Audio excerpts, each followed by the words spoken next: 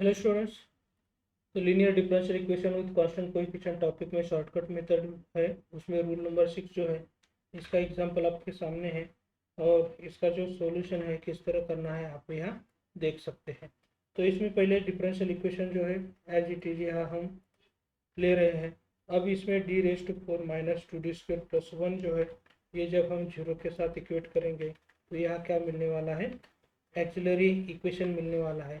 लेकिन आप ये d raise to 4 minus 2d² plus 1 जब हम ये लिख सकते हैं तो यही कैसे लिखने वाले हैं, d माइनस 1 इसके ब्रैकेट का स्क्वायर ऐसे लिख सकते हैं।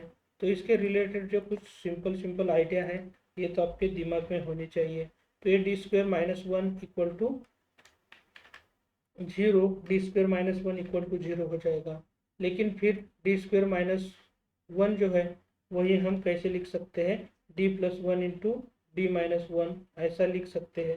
तो वही पार्ट हम यहाँ लेना चाहते हैं। तो थोड़ा सा आपको क्या करना है, ये जो पार्ट है इस पार्ट में हमें फिर ये ब्रैकेट लेके ये कैसे लिखने वाले हैं, d माइनस 1 इंटू जो सेकंड फैक्टर होने वाला है वो क्या हो जाएगा, d प्लस 1 इसका स्क्वायर हो जाएगा।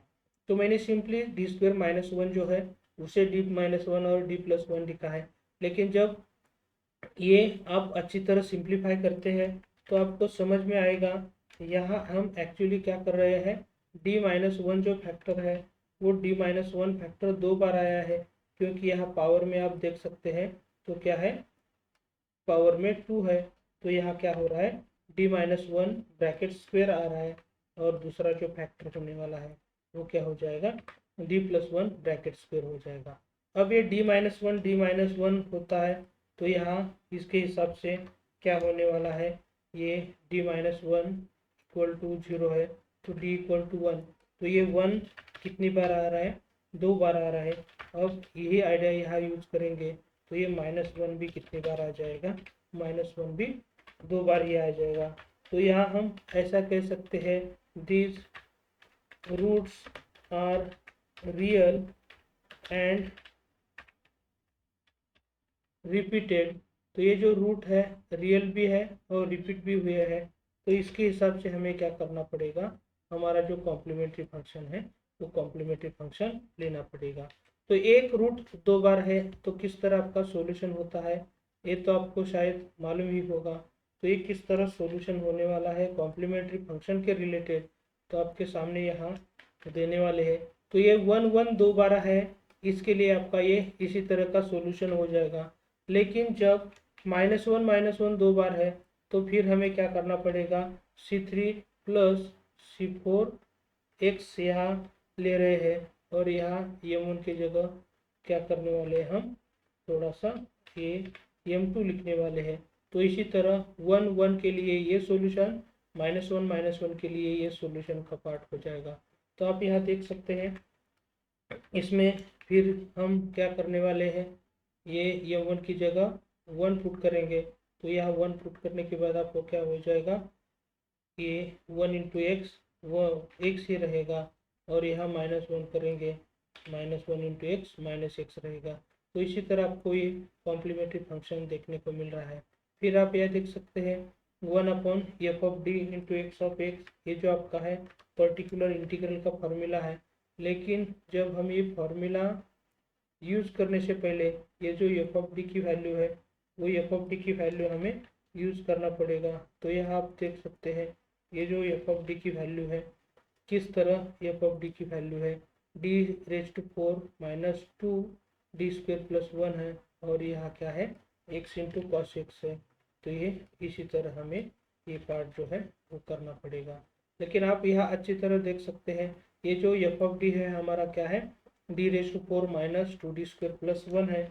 वही एफ ऑफ डी हमें जब ये रूल यूज करते हैं तो ये रूल करते समय क्या करना पड़ेगा, एफ ऑफ डी के जगह ये इसी तरह ये जो पार्ट है ये पार्ट हम यहाँ ले रहे हैं, आपको भी अच्छी तरह देखना है।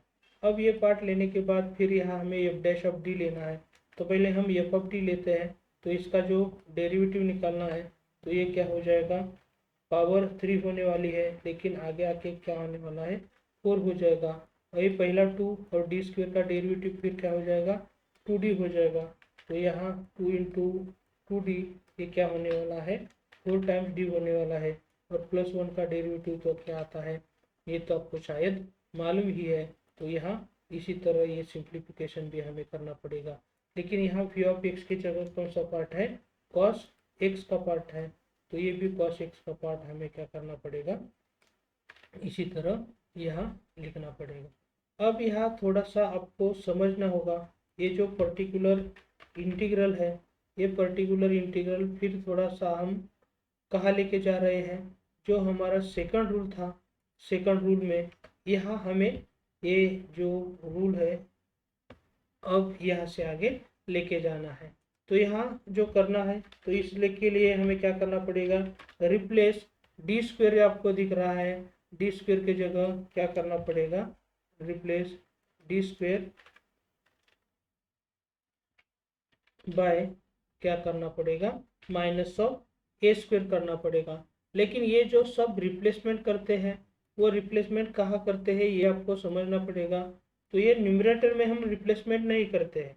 तो ये जो सब कुछ रिप्लेसमेंट होता है डी स्क्वेयर का माइनस ऑफ ए स्क्वेयर करने वाले हैं, वो सिर्फ डिनोमिनेटर में होता है। न्यूमरेटर में कभी भी रिप्लेस करने की कोशिश नहीं करनी है, ये तो आपको अच्छी तरह समझना है। इसके लिए आप जब प्रूफ देखेंगे तो प्रूफ देखने के बाद आपको सब कुछ समझ में आने वाला है।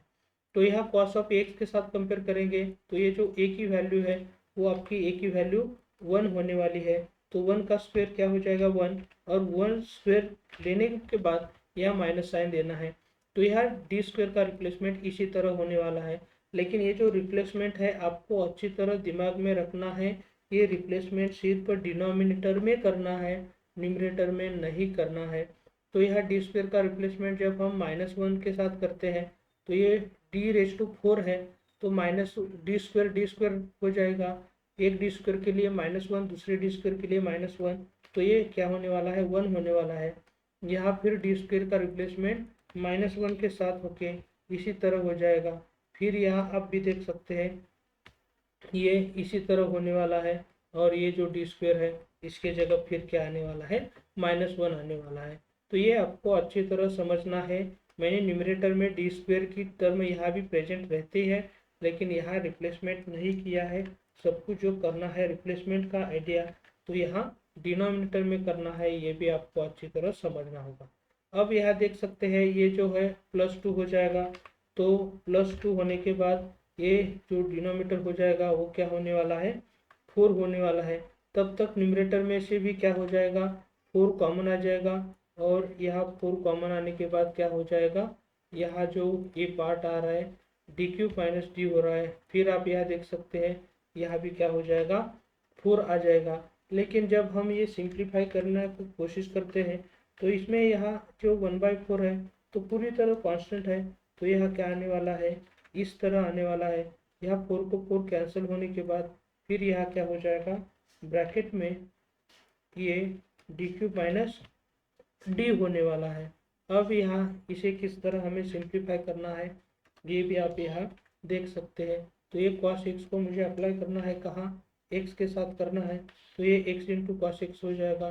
और ये d³ है, तो ये d³ के लिए मुझे क्या करना पड़ेगा, ब्रैकेट में ये जो पार्ट है, थोड़ा सा गलती कर दी है मैंने, तो यहाँ क्या करना पड़ेगा, ये जो स्क्वायर ब्रैकेट है यहाँ लेना पड़ेगा।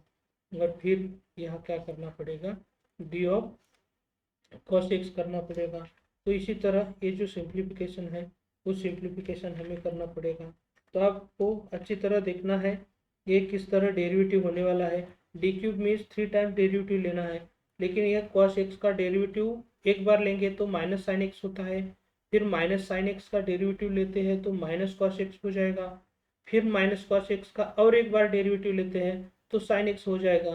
तो इसका मतलब ये 3 बार डेरिवेटिव लेने के बाद ये जो आपका डेरिवेटिव होने वाला है सिंपली साइन x होने वाला है। cos x का 3 बार डेरिवेटिव प्लस साइन x होने वाला है। तो ये आपको अच्छी तरह समझना होगा। फिर ये जो साइन x है, cos x है, उसका डेरिवेटिव क्या होने वाला है, माइनस ऑफ साइन x होने वाला है। तो ये इसी तरह माइनस ऑफ साइन x आपके सामने लिख रहे हैं। तो यहाँ हमें क्या करना पड़ेगा, इस t को हटाना पड़ेगा। फिर थोड़ा सा सिंप्लीफिकेशन तो करना ही पड़ेगा। तो यहाँ आप देख सकते हैं minus of minus sine x जो है वो क्या हो जाएगा, यहाँ प्लस साइन एक्स हो जाएगा।